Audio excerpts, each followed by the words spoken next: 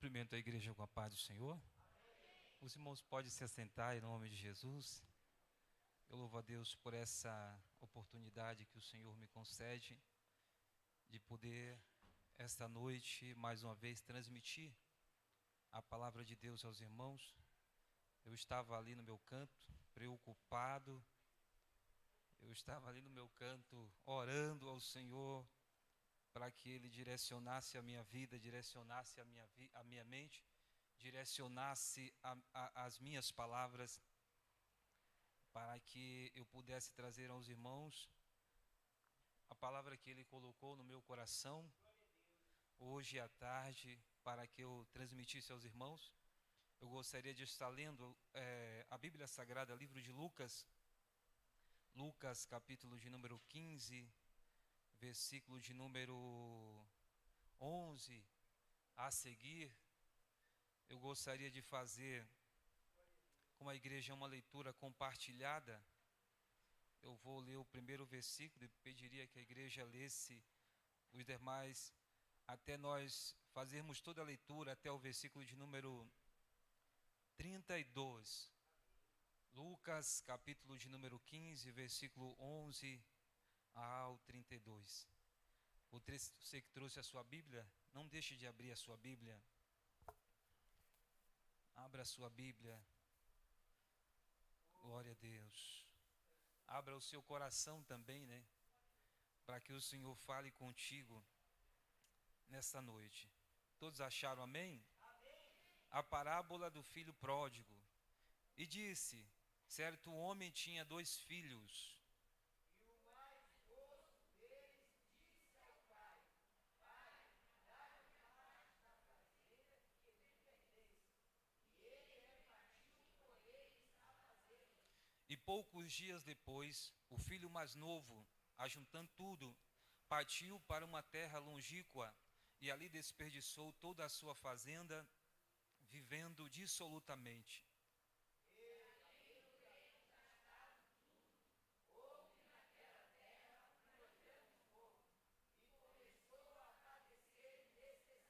E foi, e chegou-se a um dos cidadãos daquela terra, o qual o mandou para os seus campos a apacentar os porcos.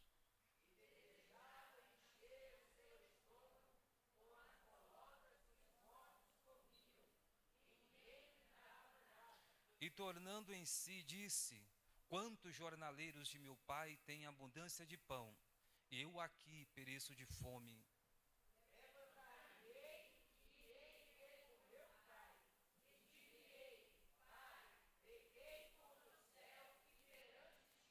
Já não sou digno de ser chamado teu filho. Faze-me como um dos teus jornaleiros.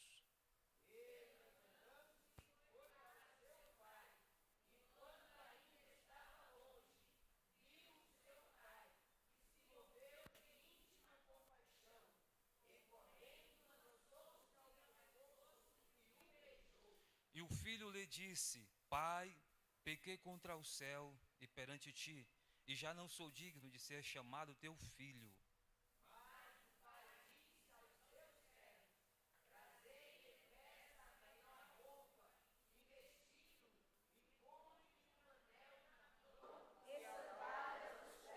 Trazei também o bezerro cevado e matai-o, e comamos e alegremo-nos.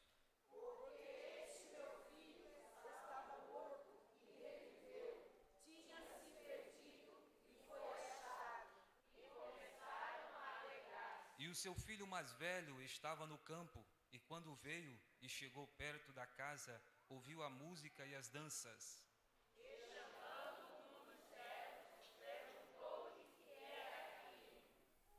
E ele disse: o teu irmão e teu pai matou o bezerro cevado, porque o recebeu são e salvo. Mas ele se indignou e não queria entrar. E saindo o pai, estava com ele. Mas respondendo ele, disse ao pai: eis que te sirvo há tantos anos, sem nunca transgredir um dos teus mandamentos, e nunca me deste um cabrito para alegrar-me com os meus amigos.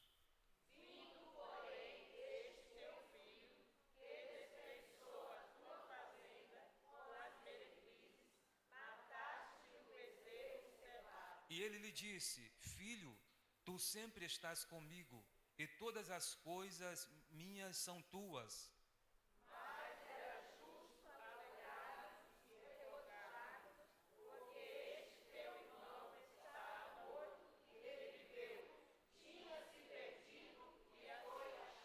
Amém. Deus abençoe os irmãos. Pai, neste momento estamos aqui na sua presença, Senhor. Eu estou aqui, Deus, como instrumento do Senhor para transmitir a tua palavra. Estou aqui, Senhor querido, na tua dependência, sabendo, Senhor, ó Deus, que dependo da tua graça, da tua misericórdia e da tua capacitação. Eu entrego, Senhor, a minha vida ao Senhor nessa noite. Ó Senhor querido, eu entrego meu intelecto, ó Deus, meus pensamentos, as minhas palavras. Que tudo seja direcionado por Ti, Senhor, e para a glória do Teu santo nome. Não permita que eu fale nada além, Senhor, daquilo, ó Deus, que o Senhor quer que eu fale. Edifica-nos pela Tua palavra. Esse é o nosso pedido ao Senhor, em nome de Jesus.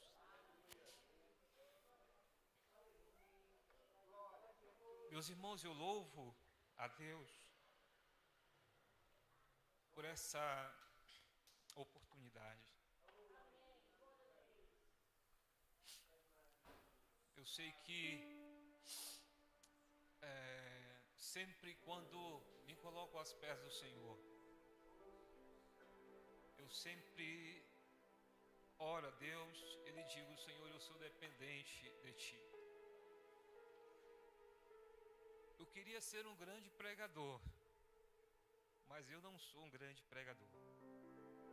Talvez um dia seja um grande pregador, mas eu ainda não sou um grande pregador.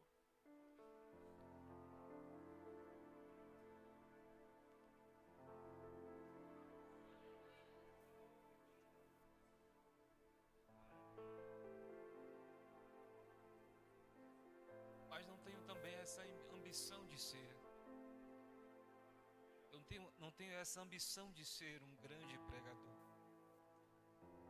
Mas o meu desejo, desde quando me tornei uma pessoa que pregava a palavra do Senhor, ainda na minha adolescência, na minha juventude, o meu desejo era que o Senhor usasse a minha vida.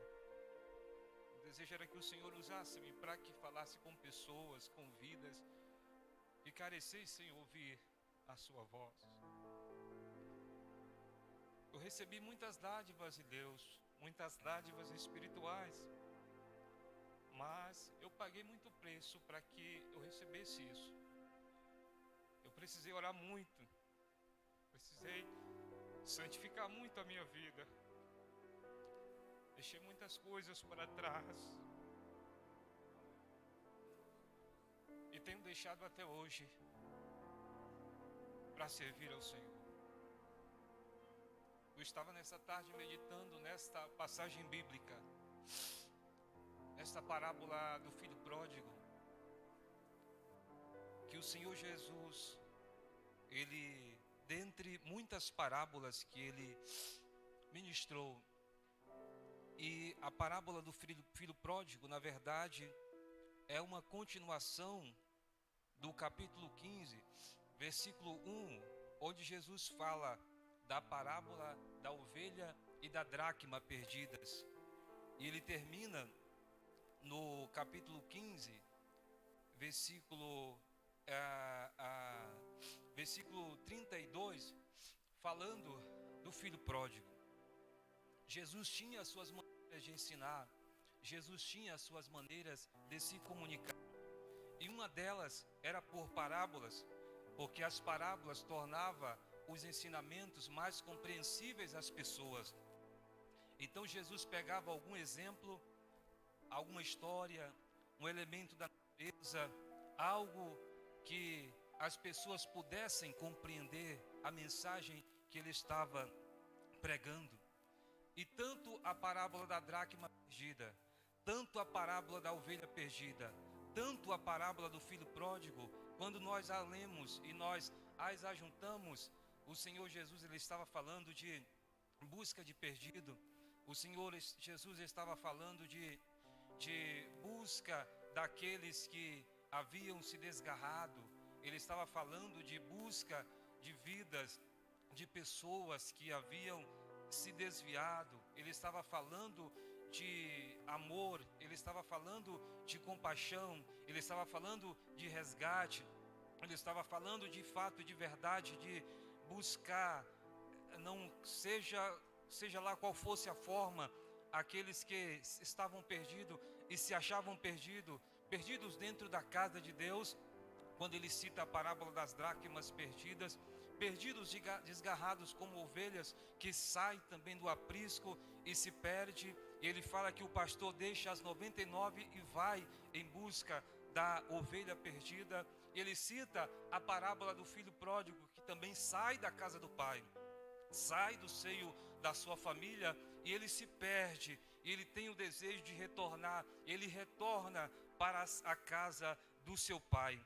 Então a história do filho pródigo é a história do filho que sai da casa do pai. E no texto que nós lemos a partir do versículo 11, aqui existem nesse texto um texto narrativo, onde Jesus narra aqui uma história, Jesus narra aqui uma parábola. E quais são os personagens desse texto? Quais são os personagens dessa história? Aqui está uma família, aqui está um pai, aqui está dois filhos, e aqui está também alguns empregados que no final da história vai aparecer também dentro de toda essa história aqui. E nós observamos que esses personagens aqui representados, o Senhor Jesus Cristo, ele estava falando do filho que sai da casa do pai. E quando nós lemos o texto bíblico, nós observamos que este filho, ele sai da casa do seu pai. Ele diz: pai, eu quero sair daqui da nossa casa, me dá a parte da fazenda, ou me dá a parte da herança. E a Bíblia diz que o pai reparte a herança com ele. E a Bíblia diz no versículo de número 13: e poucos dias depois, o filho mais novo ajuntou tudo e partiu para uma terra longínqua, e ali desperdiçou toda a sua fazenda. Eu estava, meus irmãos, fazendo uma análise textual aqui do porquê este moço, o porquê nós podemos compreender, porquê nós podemos inferir que este moço, ele saiu de sua casa porque haviam conflitos em sua casa, haviam conflitos em sua família. Nós observamos ao analisar o texto, por exemplo, quando nós observamos que ele pede ao seu pai para sair da sua casa e ele pede a sua fazenda, a gente não vê ali a família reunida. A gente não vê o filho sentado com o pai e dizendo: meu pai, eu tenho um projeto na minha vida de pegar a fazenda, de pegar os recursos que o Senhor me der, eu vou investir em um lugar distante, eu vou investir em um negócio e eu vou fazer muito dinheiro com essa fazenda, com essa herança que o Senhor me dá. Você não vê a família reunida e organizando, o filho contando ao pai o seu projeto, aquilo que ele quer fazer. Nós observamos também que o filho poucos dias saiu de casa. Nós não vemos ele se despedir do seu irmão, nós não vemos ele se despedir do seu pai, nós não vemos ele se despedir dos empregados. Apenas a Bíblia diz assim: e poucos dias depois, o filho saiu.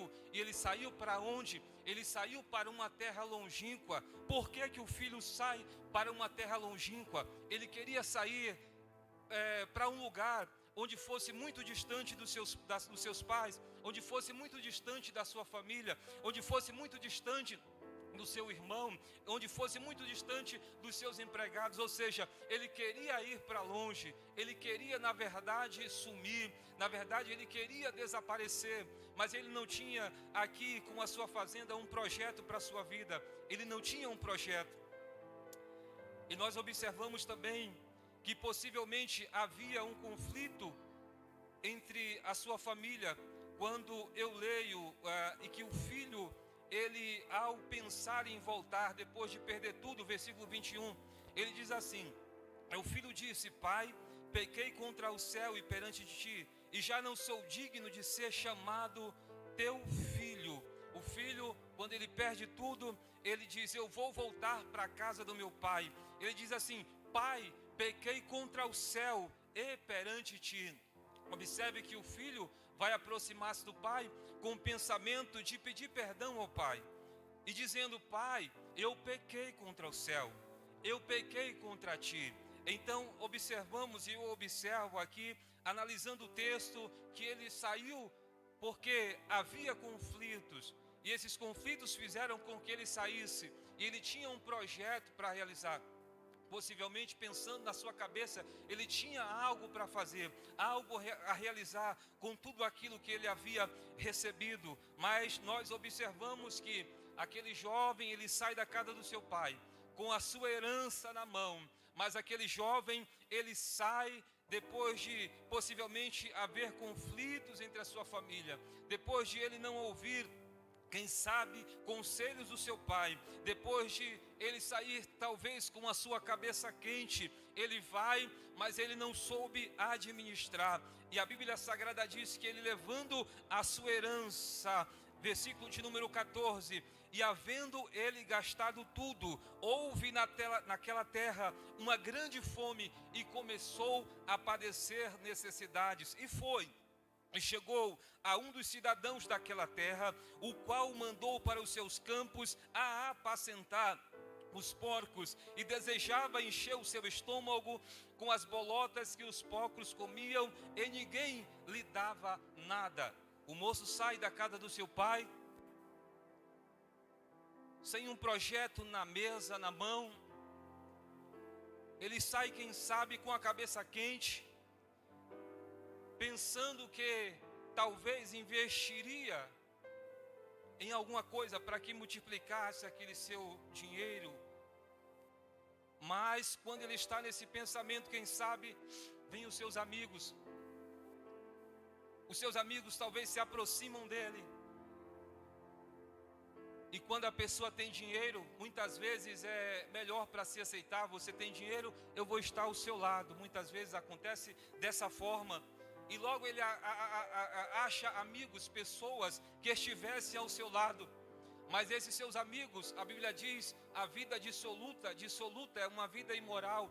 Ele passa a viver uma vida de imoralidade. Ele se relaciona com mulheres, as quais, muitas delas tomam o seu dinheiro. Ele gasta de qualquer forma, ele gasta de qualquer jeito. E de repente, aquela herança que ele tinha, logo se acaba, logo termina. E aquele moço fica sem dinheiro, aquele moço perde os seus amigos, aquele moço fica sozinho. E a Bíblia diz que quando ele está sem dinheiro, possivelmente sem amigos, a Bíblia diz que ele vai para o campo e procurar emprego, e dão a ele um emprego de apacentar os porcos. E ele vai apacentar os porcos. E ele desejava comer as migalhas, as comidas, as bolotas que os porcos comiam. E a Bíblia fala, ninguém lhe dava nada. Meus irmãos, isso acontece quando nós tomamos uma direção sem a permissão de Deus. Isso acontece quando nós queremos trilhar um caminho onde Deus está dizendo para que nós esperemos mais um pouco. Isso acontece quando nós perdemos a paciência e dizemos, eu vou fazer isso, eu vou fazer aquilo, sem uma orientação, primeiramente, sem uma orientação de Deus, segundo, sem a orientação dos nossos superiores. Toda vez que nós formos tomar uma decisão, primeiro, nós precisamos consultar a Deus. Segundo, nós precisamos consultar o nosso pastor. Em alguns casos, irmãos que estão aqui, são casados, é preciso consultar algumas vezes a esposa, é preciso consultar algumas vezes o esposo, para que você tenha um direcionamento sobre aquilo que você vai fazer. Nunca faça nada de cabeça quente, nunca faça nada pelo impulso, nunca faça nada pelos conflitos. Espere um pouquinho, espere mais um pouco, porque haverá uma vontade de Deus, uma vontade perfeita, que te levará ao centro da vontade de Deus. Ele saiu sem uma direção superior, E o que acontece? Ele perde tudo. E de repente ele fica sem nada. E de repente ele sente fome. E de repente ele dá um emprego para cuidar de porcos. Ele ia comer as bolotas ali, ninguém lhe dava nada. Aquele moço começou a sofrer. Aquele moço começou a padecer. E aquele moço começou a se lembrar da casa do seu pai. E ele começou a dizer, a Bíblia diz no versículo 17: e tornando em si disse: quantos jornaleiros de meu pai têm pão em abundância, e eu aqui pereço de fome. Quando aquele jovem viu que havia tomado a decisão errada, quando aquele jovem viu que havia perdido tudo, quando aquele jovem viu que estava ali sem nenhuma proteção de sua família, do seu pai, a Bíblia diz que ele cai em si e disse, e tornando-se disse: quantos jornaleiros ou trabalhadores de meu pai têm pão em abundância, e eu aqui estou perecendo de fome. Ele observou que havia gastado de forma desnecessária. E nós também, é possível que nós também possamos gastar aquilo que Deus nos dá de forma errada. É preciso que nós reservemos materialmente, sim, mas muitas vezes nós gastamos também. Gastamos o quê? Nós gastamos o nosso tempo. Quando nós não investimos o nosso tempo em Deus, quando nós não investimos o nosso tempo na obra de Deus, quando nós não investimos a nossa vida e nos doamos ao Senhor e dizemos: Senhor, eu estou aqui na tua presença, eu quero te servir, eu quero te adorar, eu quero, Senhor, te glorificar. Portanto, meus irmãos, essa noite o Senhor falava comigo. Esse jovem não reservou, esse jovem ele não ajuntou para si abastecer no tempo daquela terra que houve fome. Ele gastou de forma dissoluta. E quando eu estava lendo esse texto bíblico, o Senhor falou ao meu coração: meu filho, existe muito dos meus filhos que estão também sem reservar um tempo específico e um tempo especial para mim, ou seja, estão gastando o seu tempo em coisas que não vão edificar a sua vida, em coisas que não vão edificar a sua casa, em coisas que não vão edificar a sua família. E como nós vamos gastar tempo essa noite? Nós vamos gastar tempo aos pés do Senhor. Nós vamos gastar tempo na oração. Nós vamos gastar tempo no jejum. Nós vamos gastar tempo buscando as almas perdidas, evangelizando. Nós vamos gastar tempo buscando a presença do Espírito Santo. Porque tudo que nós construímos materialmente, tudo vai ficar aqui. Um dia todos nós vamos morrer, meus irmãos. Um dia, se Jesus não voltar e não formos arrebatados, todos nós haveremos de morrer. E o que você vai apresentar ao Senhor quando você estiver diante de Deus? O que é que você vai apresentar a Deus? Quais foram as obras que você fez para o Senhor aqui nessa terra? O que foi que você fez? Qual foi o sacrifício que você fez para o Senhor? Qual foi o sacrifício que você fez na obra de Deus? Quando você chegar diante do Senhor e o Senhor olhar para as suas mãos e dizer: cadê as tuas obras? E você dizer: Senhor, olha, as minhas obras estão aqui. Eu vou apresentar ao Senhor as minhas obras. As minhas mãos estão cheias de obras. Mas se você não tiver obras diante do Senhor, vai dizer: Senhor, eu não fiz nada para o Senhor na terra. Eu gastei o meu tempo para mim. Eu fiz muitas outras coisas, mas eu não deixei um tempo para ti. Eu não deixei um tempo para o Senhor. Então gaste o tempo na presença de Deus.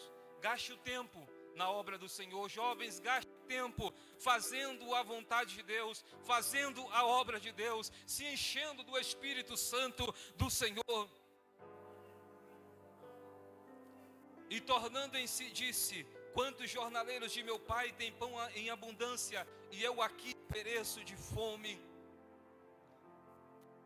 Aquele jovem, naquele momento em que ele para, ele reflete, ele faz uma reflexão da sua vida, e ele diz que na casa do seu pai havia pão.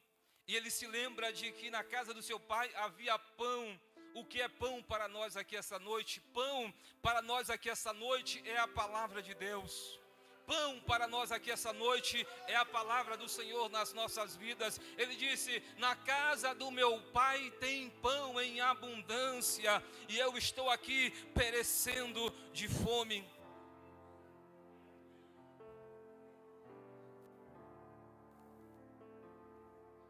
Ele fez uma reflexão de si, e era o momento de ele encontrar, era o momento de ele se redirecionar para o seu caminho, era um tempo de ele direcionar a sua vida. E eu quero dizer uma coisa nessa noite, como profeta de Deus para você nessa noite aqui, e o Espírito Santo me deu aqui isso para falar aos irmãos. Meu irmão, minha irmã, que está aqui essa noite, nós precisamos redirecionar a nossa vida para o Senhor. Nós precisamos redirecionar os nossos caminhos para o Senhor. Mas isso se faremos depois que fizermos uma retrospectiva e vermos que estamos distantes do Senhor.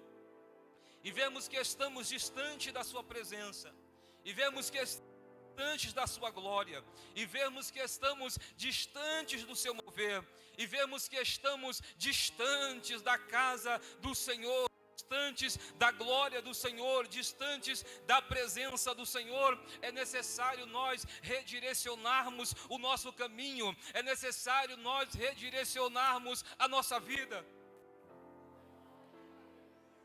Eu quero dizer uma coisa nessa noite, isso é como profecia. Você precisa redirecionar a sua vida. Você precisa redirecionar os seus caminhos essa noite.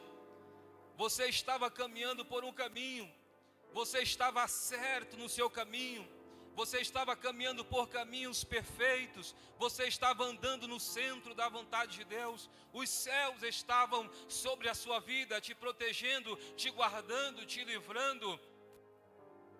Você estava nos caminhos das promessas de Deus, você estava nos caminhos perfeitos de Deus. Você se alegrava, você se renovava, você tinha prazer em estar na presença do Senhor. Mas o Senhor diz para você essa noite: por que você saiu desse caminho? O Senhor está dizendo essa noite aqui: por que você saiu desse caminho? Por que você saiu desse caminho? Por que você saiu desse caminho? Você precisa se redirecionar e voltar os seus caminhos para o centro da vontade do Senhor. Quantos podem dar glória a Deus essa noite? Você precisa redirecionar os teus caminhos. Você precisa redirecionar a sua vida. Há uma promessa de Deus sobre a sua vida. Há um ministério de Deus sobre a sua vida. Há um chamado de Deus sobre a sua vida. Há uma vocação de Deus sobre a sua vida. Há uma família que está sobre os seus ombros, esperando você se redirecionar. E ela pergunta: quando é que você vai se redirecionar? Quando é que meu esposo vai se redirecionar? Quando é que a minha esposa vai se redirecionar? Quando é que o meu filho vai se redirecionar? Eu quero dizer uma coisa nessa noite, aleluia, que o Senhor está me mandando falar. A sua família está olhando para você, a sua família está olhando para a sua vida, olhando para as promessas que Deus tem na sua vida, onde a sua família ouviu, onde a sua família escutou, dizendo que você seria um instrumento nas mãos do Senhor. Mas o tempo passou e o tempo está passando. Você está gastando tempo em muitas coisas, menos em busca das promessas para que elas se cumprem em sua vida. Hoje à noite é noite de você se redirecionar para o Senhor. Mas é preciso cair em si. É preciso cair em si. É preciso olhar para dentro de si. nós precisamos olhar para dentro de nós e nos perguntar: quem sou eu? Precisamos olhar para dentro de nós e perguntarmos assim: o que é que eu estou fazendo? Perguntarmos para nós e dizermos assim: o que é que eu estou fazendo com a minha vida? Nós precisamos olhar para dentro de nós essa noite. O Espírito Santo nos conclama essa noite a olharmos para dentro de nós e fazermos uma retrospectiva da nossa vida. A Bíblia diz assim: e tornando em si, ele percebeu que tudo o que ele havia feito, as suas decisões foram decisões erradas e equivocadas. Ele caiu em si. Mas o que me chama a atenção é que ele disse assim: eu vou me levantar, eu vou me levantar e eu vou ter com meu pai. Eu vou me levantar e eu vou ter com meu pai. E quais foram as suas palavras diante daquele pensamento que ele tinha? Ele disse assim: eu vou ter com meu pai e eu vou dizer: pai, eu pequei contra ti e eu pequei contra o céu e já não sou digno de ser chamado seu filho. Faze-me como um dos seus jornaleiros. Mas ele apenas não ficou no pensamento, ele apenas não ficou na promessa. A Bíblia diz assim: e levantando-se, foi para o seu pai, e quando ainda estava longe, viu seu pai, e se moveu de íntima compaixão, e correndo, lançou-se-lhe ao pescoço e o beijou. E o filho disse: pai, pequei contra o céu e perante ti, e já não sou digno de ser chamado o seu filho. Aquele moço, depois de se conscientizar, ele foi até o Senhor. Ele disse: pai, eu pequei contra o céu. Pai, eu pequei contra ti. Eu não sou digno, Senhor, pai, de ser chamado seu filho, mas me trata como um dos teus trabalhadores. Ele chegou humilhado. Ele chegou humilhado. Mas a Bíblia diz que o pai se levanta depressa e corre ao seu filho, abraça, o beija e o chama para dentro da sua casa. Olha como a situação desse jovem, desse moço aqui estava. A Bíblia diz, versículo de número 22: mas o pai disse aos seus servos: trazei depressa o melhor vestido e vestilho, e põe-lhe um anel na mão e alparcas nos seus pés. Aquele moço estava quem sabe com as suas roupas sujas, com as suas roupas estragadas, quem sabe estava sem alparcas, sem chinelo. Aquele moço estava em uma situação ruim, em uma situação desagradável. Mas o pai disse: eu vou receber o meu filho e eu vou trazê-lo de volta para dentro da minha casa. E a Bíblia diz que o pai, ele fez uma grande festa. Eu já estou encerrando. Ele fez uma grande festa e um grande banquete, matando ali um bezerro cevado. Queridos irmãos, o nosso Deus, ele faz assim, dessa forma, desse jeito.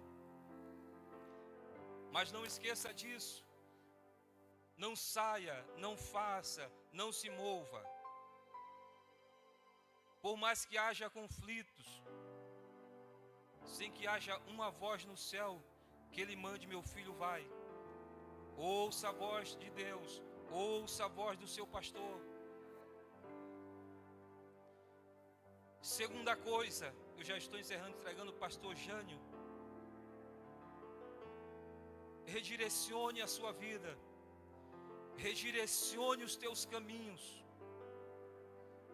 Se levante, o Pai está te esperando para perdoar os seus pecados, para te restaurar, para te colocar vestes novas, para colocar anel na sua mão e fazer de novo aquela aliança que se perdeu, voltar de novo de volta. Aquela aliança, aquele concerto que o Senhor, o seu Pai, ele fez contigo.